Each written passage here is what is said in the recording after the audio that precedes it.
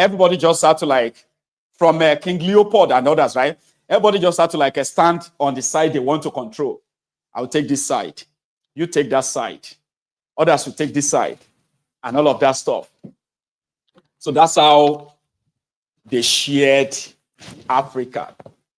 That's how they didn't care whether the people they are drawing the lines on, like you see, you have a map. Inside that's your map. There's no map. You're actually like drawing it. So you're drawing a map. And you're like, I'll draw a line here. You didn't know that, you see this line that you are putting on here, you're actually cutting brothers from brothers, dividing them, only to now raise a continent of different languages because of colonization. You get that now?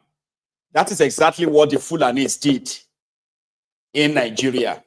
The Fulanis, when they were creating states, in their own right, they were actually intentional, okay? Because it was after, listen, it was after the genocidal war of 1967 to 1970.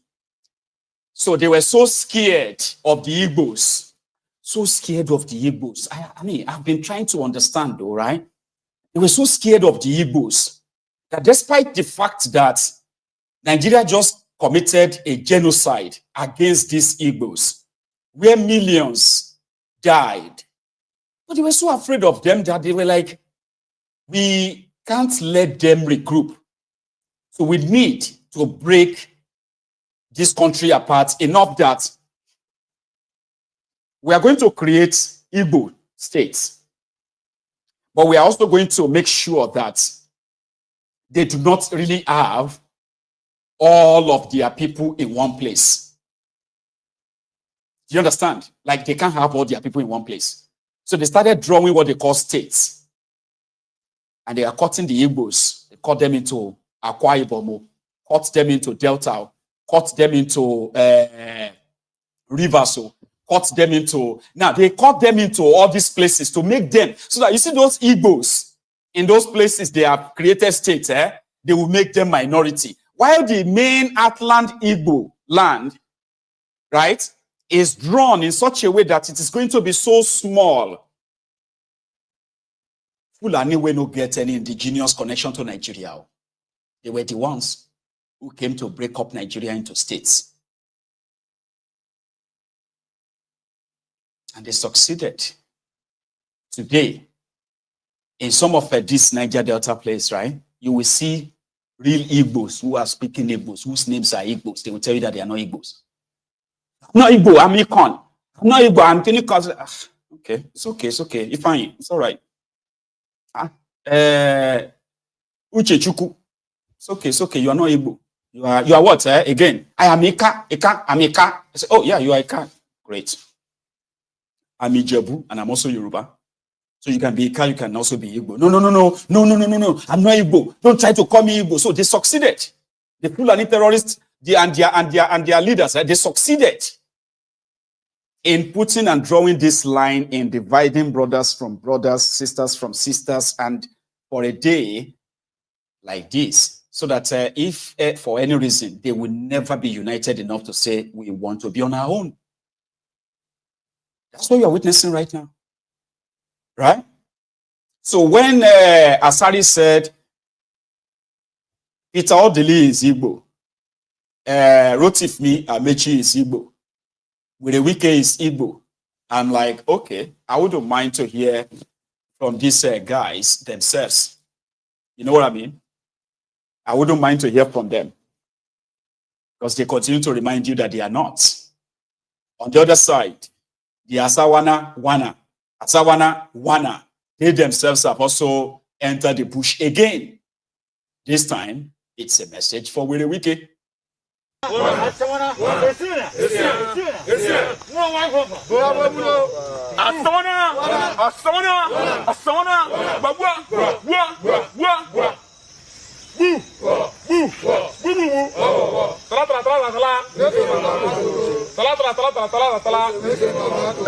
Nami, Commander, no good advice. Now, we Nigeria grand fighters. You come outside today because it's something that make us come outside. And what make us come outside in our state, River State. And this River State will be our state, so we're not going to live for anybody. Sim don't give us peace for River State. But some people say they don't want that peace.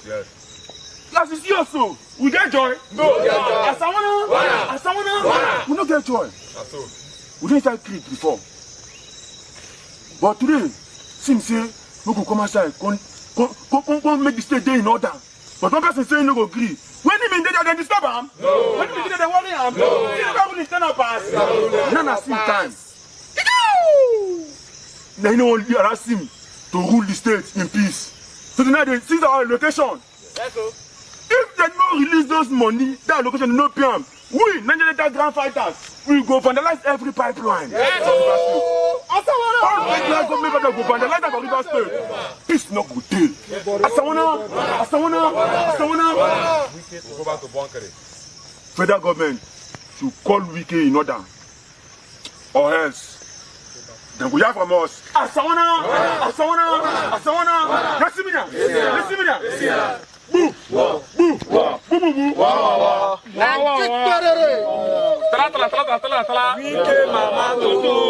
Start bunkering for this state. Nobody bunkering. Federal government no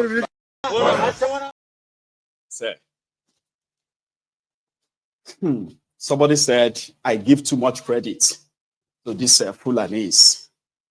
You know, sometimes it's, if you go and look at it very well, right?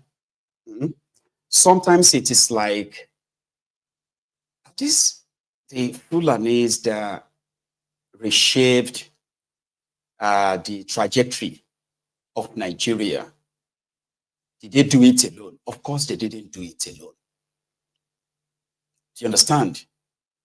But we give them the credit for it. If you have been following the power dynamism and what have you, or the power dynamic as they call it, in the last 60 years of that contraption, you will realize that over time, maybe because, like I said, that they didn't do it alone, they had other people, including the colonialists.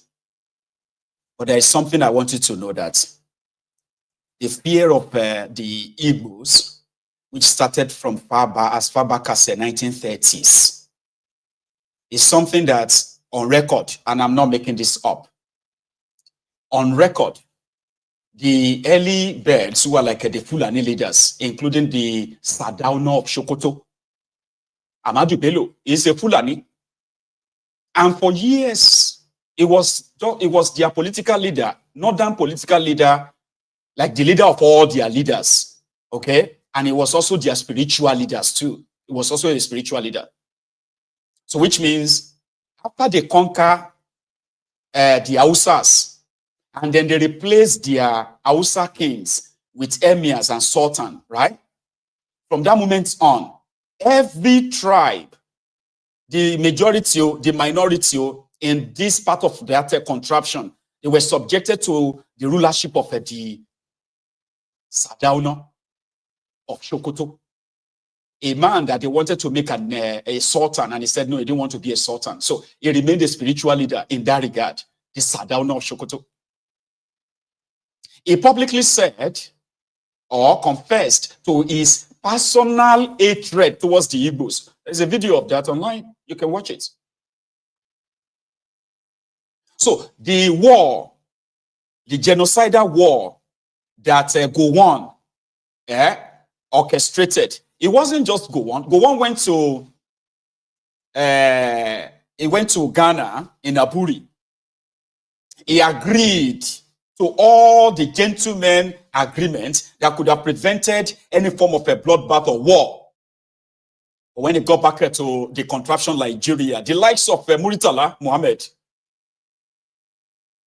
and others like him, who staged a counter coup after the January 15, 1967 coup, sorry, the 66 coup. The counter coup in July of that same year was meant to be a revenge coup that could have broken up Nigeria into pieces until they were advised otherwise, and Gowon was nominated to be the head So when you go and check the idea behind the counter coup, as well as the program that followed, and up to today, the reason why they said they would continue to fear the Igbos and make sure that the Igbos never have any access to power in Nigeria was because they said they killed their leaders. The begotten Sardauna of Sokoto, Ahmadu Bello, right, who was killed like a common dog at the time. The revenge of his death is one of the reasons why they had to go and, started that genocidal war. And even at that, if you kind of read all about the war as well, you can tell that the war was driven by hatred for the Igbos. It wasn't about Nigeria. It wasn't about making Nigeria one. No. It was driven. It was driven. If you see how the whole war was carried out, it was driven by that spirit of hatred. And indeed, like Gowon told Ojukwu, if you declare Biafra, I am going to declare and create core states, Cross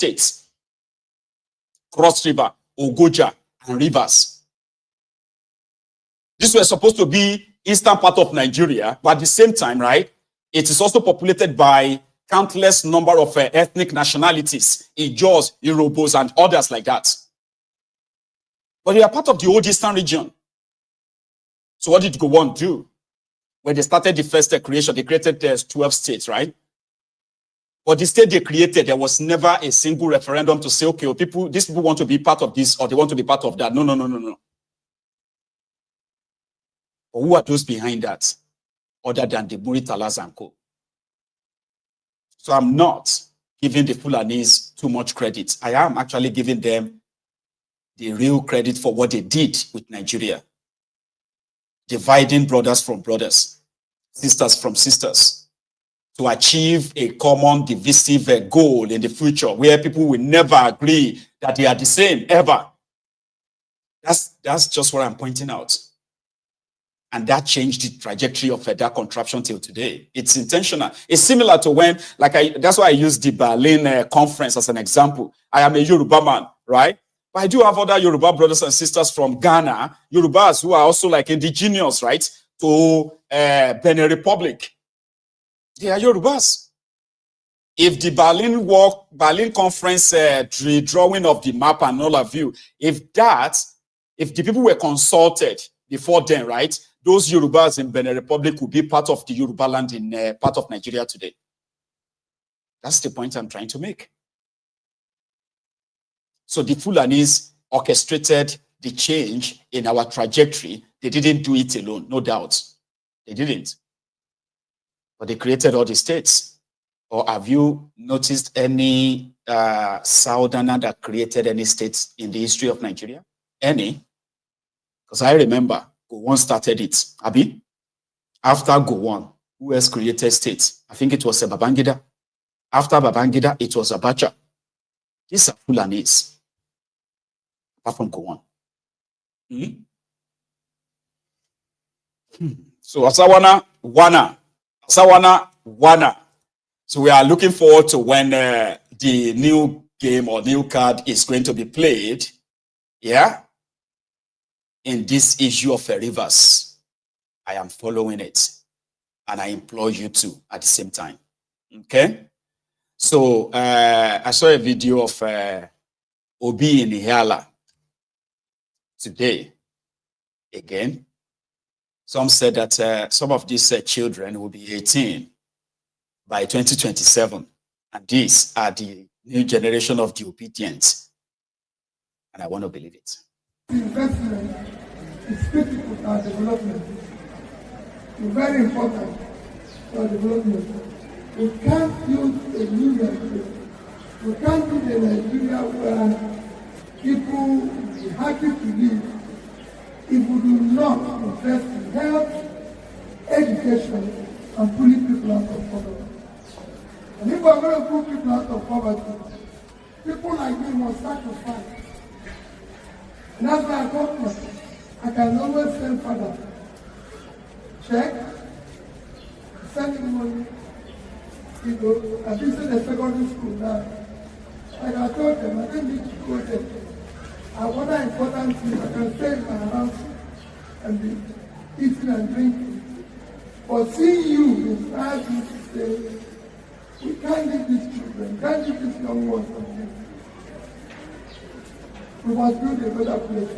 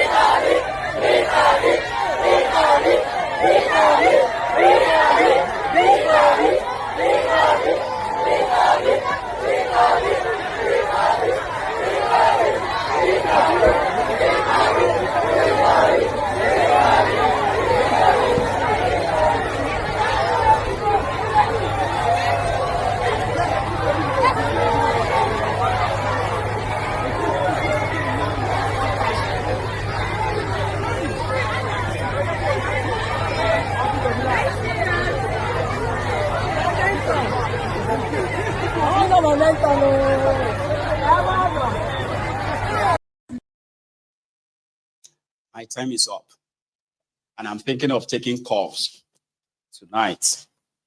So we shall go on a short break, right? Somebody just said that Muritala is not a Fulani. It wasn't a Fulani. That is Hausa plus another kind of a tribe. Okay. We'll take that. So I'm going to go on a short break. If you are still going to be here or you want to be part of the chat, you have the phone. The line will be opened in another 2 minutes when I come back. But if you have to leave, right, if you have to go, you should try and like the broadcast if you haven't already. And yeah, subscribe to the channel as well if you haven't. I'll be back in a minute or two, okay? I couldn't really fold this agbada. It just keeps sliding and sliding away and all that. So I'm going to take it off. So I'll be back in a minute or two. Don't go anywhere yet.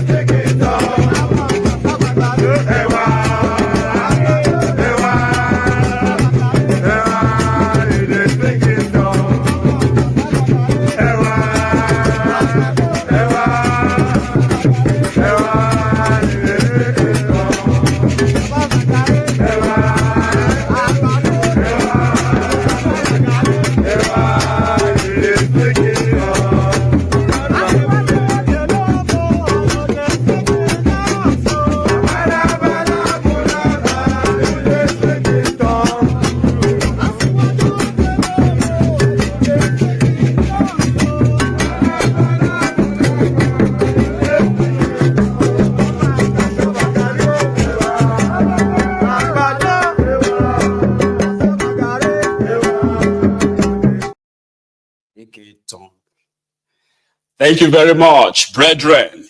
Now we are in the segments of phoniness segments, okay? So I have my first caller on the line, and I bet this is Jeff. Is that you, Rob? Yeah, so make I sing Abado Ewa and speak it. That your Abada good. I know, Yeah, but it's just so good, slippery, now. so slippery. Like I couldn't like hold it. That makes it a Oh really, my really God. a tedious Oh one. my God. That is real. That is real. The Yoruba fire. No You mind you. get, I won't fire your but trouble it's tomorrow. frustrating. And he Honestly, dig it is well. He frustrating. dig well. I see if I fold out twice for the left, I fold out twice for the right. I You go know what need I mean? pain. I go need pain to hold on. I don't go lie you, Jeff. It was that much. I use all technique to hold it, but nah, it's not holding. It's not So I have working. to But pull you're it out looking now. good.